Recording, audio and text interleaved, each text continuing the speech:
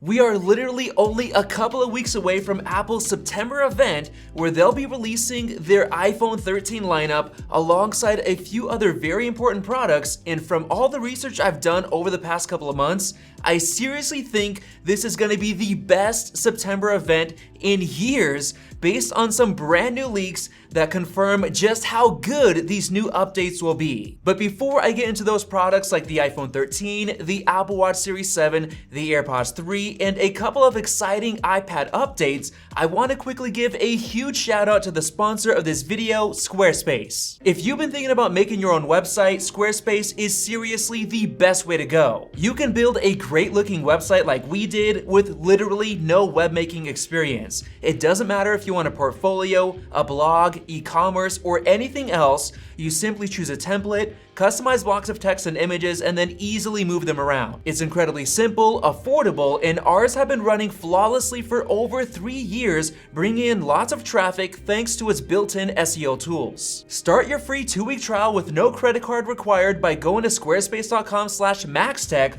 or use our custom link below when you're ready to launch to save 10% on your first purchase of a website or domain. Now getting back to the September event, before I get into the insane changes we're expecting this year, I want to quickly address the whole multiple event rumors that have been going around. On August 20th, Digitimes claimed that Apple is planning multiple events this September, which obviously caused a lot of drama because Apple has never done this before and it makes no sense at all. First of all, they don't have the best track record with only a 61% accuracy rating on appletrack.com, and they've also made some bad September predictions in the past, like in 2018 when they claimed a new MacBook was coming in September, which was obviously wrong, or in 2019 when they claimed the 16-inch MacBook Pro would be coming in September, wrong again. Or even this year when they claimed the new MacBook Pros with the M1X chips would be coming in September, and all signs are currently pointing to them being wrong once again. So based on those failed leaks, I don't trust Digitimes at all with this new one about multiple events in September, so let's just place our bets on a single event. Now as far as the event date itself, it's almost certainly gonna be on September 14th, based on a new leak of the pre-order dates for the iPhone 13, which Jon Prosser and Leaks Apple Pro have both confirmed already, so we're sticking to the 14th. Now moving on to why the event is gonna blow you away, let's get into the first product that we should expect, and that's the iPhone 13 lineup. To get started, I wanna confirm that it is gonna be called the iPhone 13 and not the 12S, and that's based on a new leak of Apple packaging stickers showing the iPhone 13 name. And to me, these look totally legit. And this actually adds on to another leak that this year's phones will be called the iPhone 13 with the same 4 models as we had last year, which I totally agree with. But another point I want to make is that in the past, whenever Apple had an S version of an iPhone, it looked basically identical to the original model. For example, here's the back of the iPhone 6 and the 6S. Spot the difference. And right here is the front. Yep, they're identical. And here is the iPhone 10 on the left and the iPhone XS on the right. Just kidding, the 10 is actually on the right, and here's the front. The only difference we see are the performance scores. So if Apple was to call this year's iPhone the iPhone 12S, we shouldn't be expecting any design differences at all, but that is wrong. Completely wrong. Back in May, Mac rumors claimed that the iPhone 13 models would be slightly thicker and would have larger camera bumps, with the biggest difference being visible on the Pro models. They also said that the camera lens bumps themselves would be getting thicker as well, especially on the Pro models. There was also a leaked case for the 13 Pro, which showed an absolutely massive camera bump difference, which signals a pretty big change to the size of the camera lenses. And this goes hand in hand with a leak from Svet Apple, who shared a matching camera bump size difference for the iPhone 13 Pro models, as well as a smaller increase for the regular 13s. On top of that, the regular iPhone 13 is rumored to have a diagonal camera layout,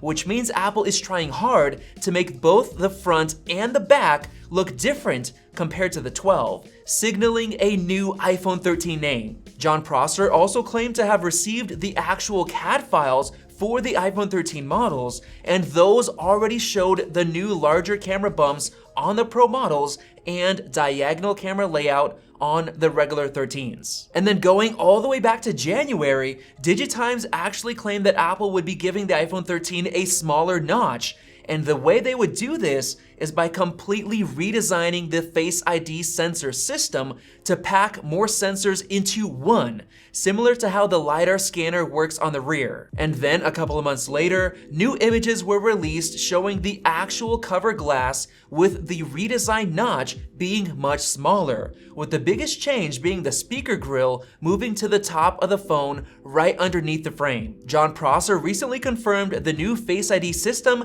in a video by showing off this new device that Apple is giving to their employees, which packs the new redesigned sensor system, which perfectly matches the shorter notch sensor layout. So Apple is essentially giving that device to their employees instead of a legit unreleased iPhone 13 so that they can test it to see if it'll work with masks and foggy glasses without them risking even more leaks going out. And to make all of this even better, Mark Gurman, a very reliable analyst, came out and basically confirmed the smaller notch rumor, alongside other common leaks like the Pro models getting 120Hz Pro Motion displays and an A15 Bionic chip. Now, I do want to mention that the 120Hz rumor has been around for a very long time, and I think this is going to be one of the major selling points for the iPhone 13. And what's great about it is that the Pro Motion tech could allow the refresh rate to go as low as 1 Hz, which would be enough to enable an always-on display like Apple already has on the Apple Watch, which Gurman said is a possibility for the iPhone 13. But the absolute biggest deal that Mark Gurman confirmed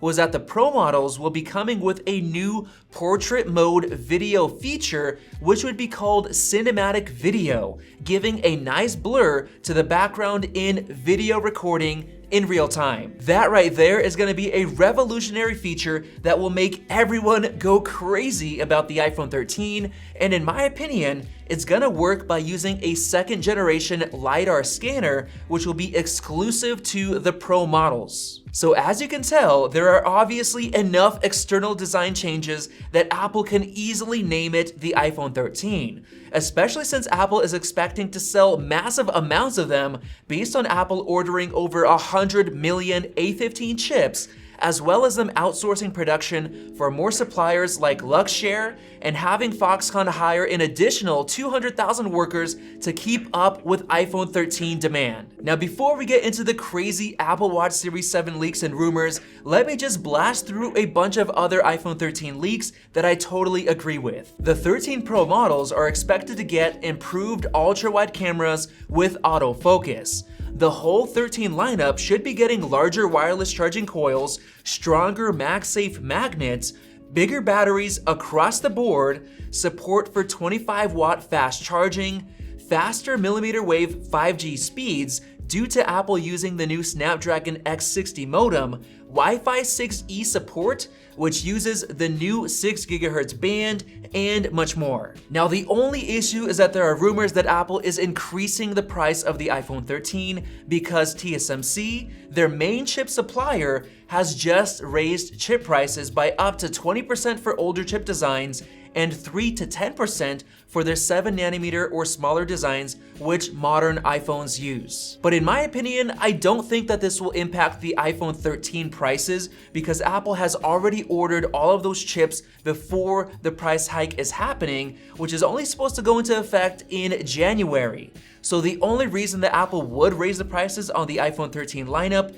is if they want to do it early to make up for some profits right now before prices go up next year. Now, with the iPhone finally out of the way, let's move on to the next big product, and that's the Apple Watch Series 7. A couple of months ago, I thought that the Series 7 would be disappointing because it may not be getting a redesign until next year. But recently, we finally got confirmation. On August 17th, 91 Mobiles released the CAD files of the Apple Watch Series 7, showing off a full redesign with flat sides, which perfectly matches up to Jon Prosser's renders that he showed us months ago. On top of that, the CAD files show off a redesigned flat display panel, and this leak matches up to what Mark Gurman said recently, claiming that the new watch will have thinner bezels and a flatter display panel using a new lamination technique to bring the display closer to the front cover glass. And this actually matches up to a recent leak from Weibo user Uncle Pan,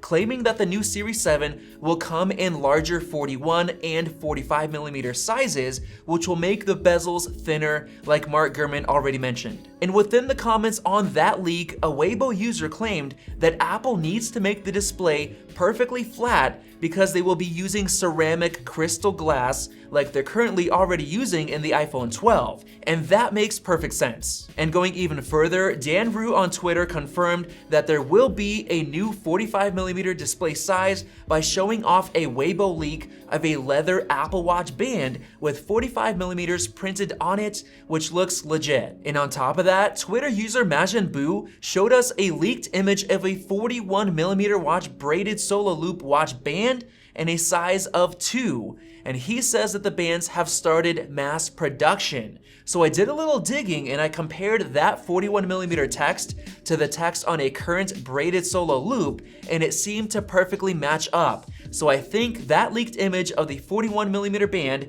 is also totally legit. And finally, just 2 days ago, on Sunday, Mark Gurman confirmed that there will in fact be new 41 and 45mm sizes. So I'm now basically 100% sure that the Series 7 will have a new redesign like Jon Prosser showed off in his renders.